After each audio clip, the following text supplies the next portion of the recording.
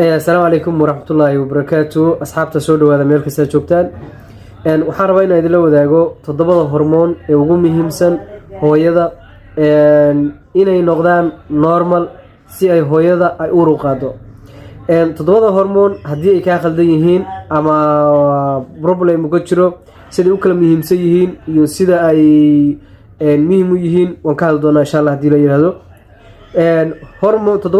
toddobada hormoon hooyada haddii disturbance ka jiro ama khalad uu ka jiro way adag tahay hooyadu inay u ruqaado. hormoonka koowaad waa FSH-ku waa hormoonada ugu muhiimsan rag iyo dumar labadaba muhiim u yahay. sidoo kale hormoonka labaad waxaa la dhahaa TSH ama thyroid stimulating hormone waana hormoonada ugu muhiimsan oo kana qayb qaata haddii uu hypothyroidism noqdo ama haddii uu noqdo hyperthyroidism labadaba wuxuu sababaa infertility labadaba ama dhalmo la'aan. hormoonka saddexaad waxa weeye wax loo yaqaano LH ama luteinizing hormone waana hormoonka isna ka qayb qaata maaragtay uguna muhiimsan oo hooyada inay hesho ama normal inay noqdaan laga rabo.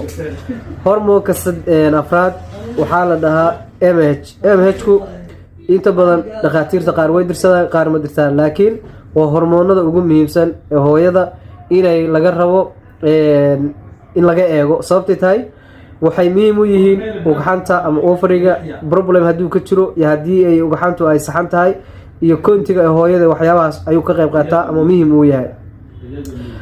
sidoo kale hormoonka shanaad waxaa la dhahaa estrogen hooyada haddii uu hayahay iyo haddii uu loo yahay labadaba uu ka qayb waa wax muhiim u ah in la fiiriyo inuu normal yahay iyo kale.